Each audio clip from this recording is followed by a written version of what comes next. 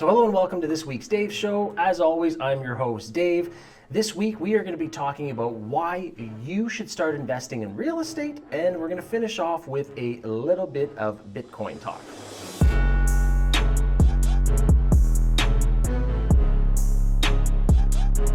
Hey everyone, welcome to the Dave Show. This is the show where we talk about current events, politics, cryptocurrencies, and how it affects you as a real estate investor. If you like what you see today, make sure to subscribe to the channel, hit the bell so you're notified every single time we upload a new video. With all that being said, let's start the show.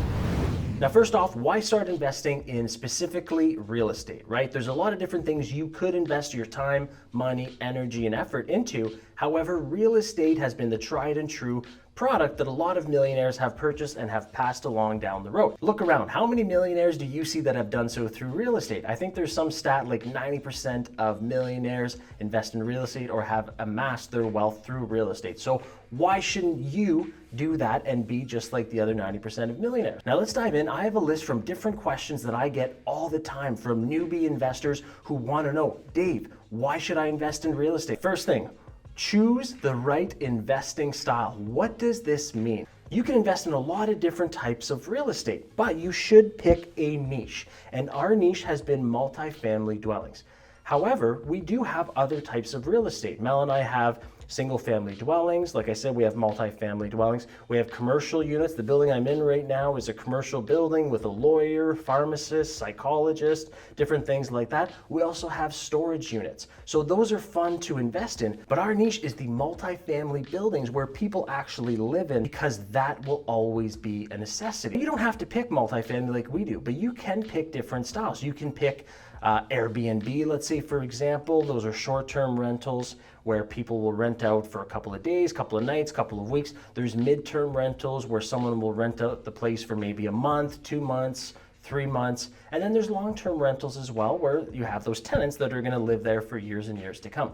So this is going to be important as to which lane you're going to want to pick. And then once you pick that lane, then you can dive in a little bit more specific. So that's a great question. And there's so many different options. Now, something else, the storage, like I mentioned, this is something where you're not going to have a lot of maintenance, right? So that is something that attracts a lot of people because it's a storage unit. Once you rent it, once you sign the contract, that's pretty much it. And then you wait for them to keep paying the rent every month. And if they don't pay, then you kick them out. So don't be afraid to try a lot of different things. However, like I said, try and pick that specific niche, which is going to be your bread and butter. And then after that, maybe diversify a little bit, but not too much, just my opinion. Now, next up, decide how much to invest. This is a loaded question. And why I'm saying this is because Mel and I choose to invest with other people's money, OPM. So you can choose to invest with your money, which is fine. A lot of people do this in the beginning, but they end up meeting a roadblock because you only have so much money. And once you put it into that asset, you have to wait a while to get it back.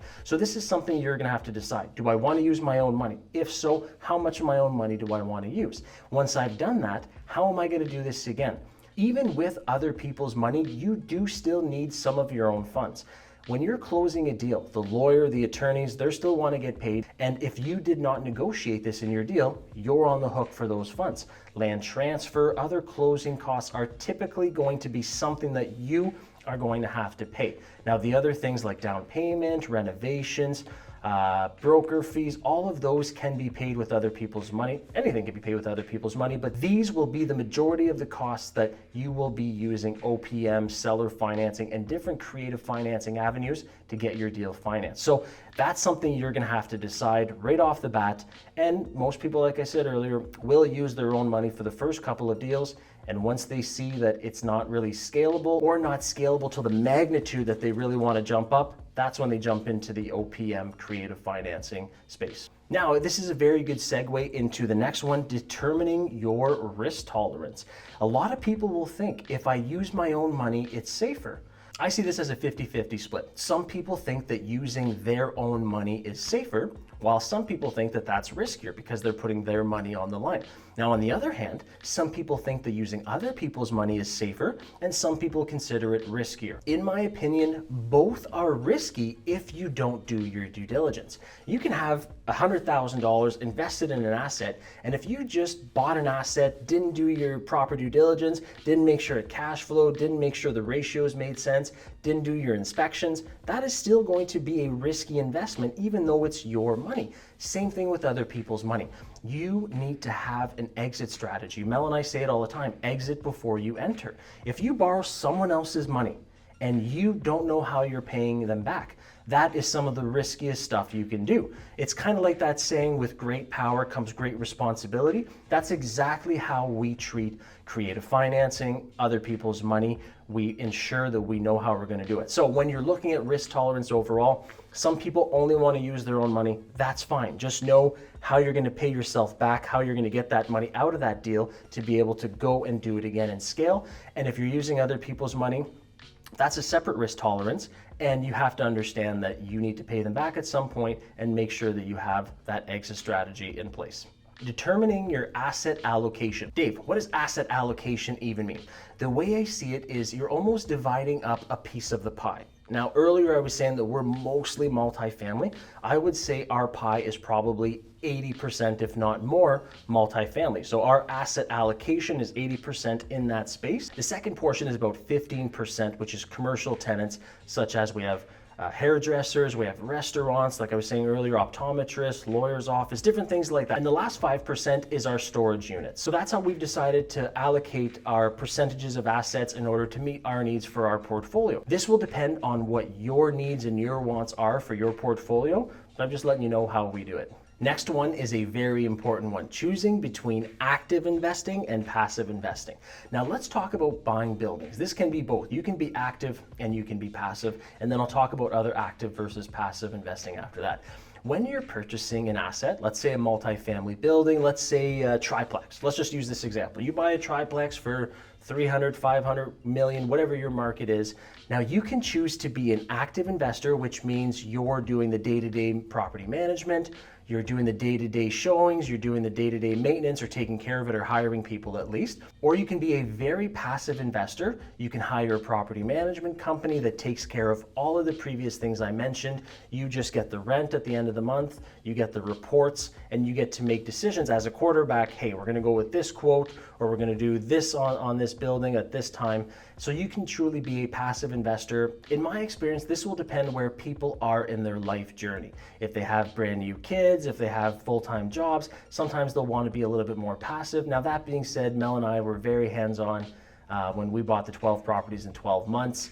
And we had 3 kids, full-time jobs. So it's gonna depend on everyone's situation, but just look at it, what's gonna work for you. Taking another look at active versus passive, let's say not even buying an asset. Let's look at other ways where people can invest in real estate while not actually owning an asset. So there could be private lenders, private investors, where they can be completely passive, right? I do it all the time with promissory notes, contractual agreements, where people will lend me tens or hundreds of thousands of dollars. I will take that and invest it into real estate and give them a return. They never take any calls from tenants. They never take any calls from anything to do with maintenance, and they just get a check in the mail every single month. That is truly passive investing, and they're doing it within real estate, which is what they love.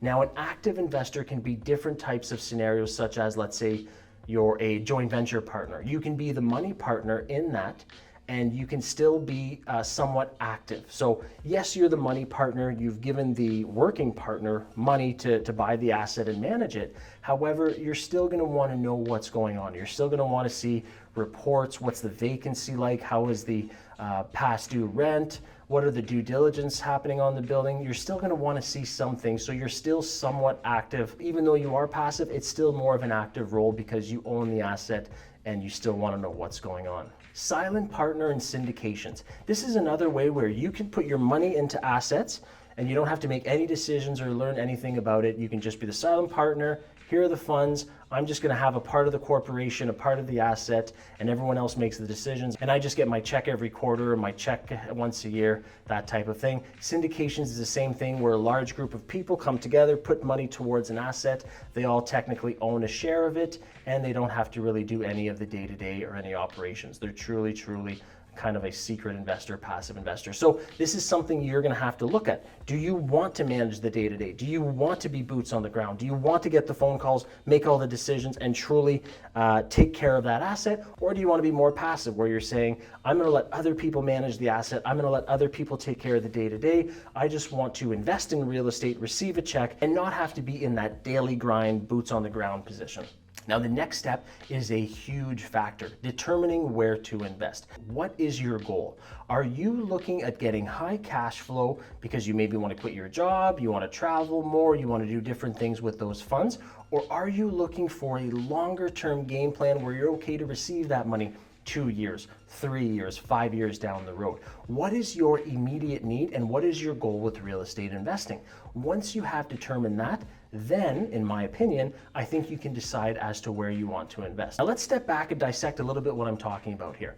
If you are looking for higher cash flow, the reality is you're probably going to be looking for secondary markets. Now, Mel and I are in North Bay, Ontario, Canada, which is about 4 hours or so north of Toronto. This is considered a secondary market because it's not a huge hub like the bigger cities. So what does that mean? And don't just look at this city, let's look at all secondary markets, for example. This means it's typically going to be a lower barrier price to get into the assets.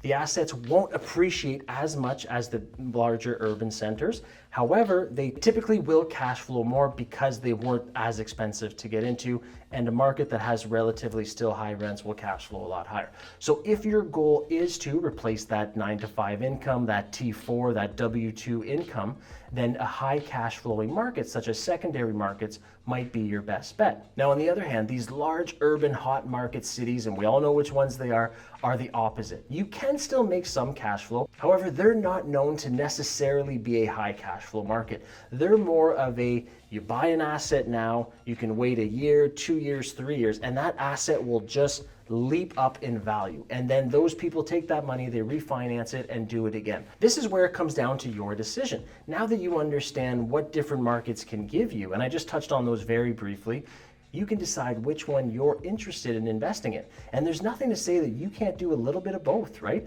Best of both worlds. That's what Mel and I are doing, diversifying hot markets, secondary markets, because that way you have your eggs in a bunch of different baskets, and while some are cash flowing, the other one are reaping the benefits of that higher appreciation for years to come. Now, to wrap up this conversation about the newbie investor, something that I wish I had done a lot sooner, and Mel and I do now, we spent over $200,000 in our own investing, mentors, coaching, all that stuff, personal development. I wish I would have started a lot sooner because I would be a lot further along. So if you're a newbie investor or someone that has, one or a couple of properties, and you look, even if you have 10 properties or 20 properties, if you are looking to level up and scale, get a mentor. This will save you so much time. You get to leapfrog their mistakes, leapfrog their experiences, and you can turn decades into days. And that's a Tony Robbins thing, and I always loved it. So even if you turn decades into weeks or months, that's still a lot more effective. So something for the newbie investor, if you're getting started, do a lot of research, get a mentor, get a coach, get someone who's been there, done that, and find someone who is doing what you want to do.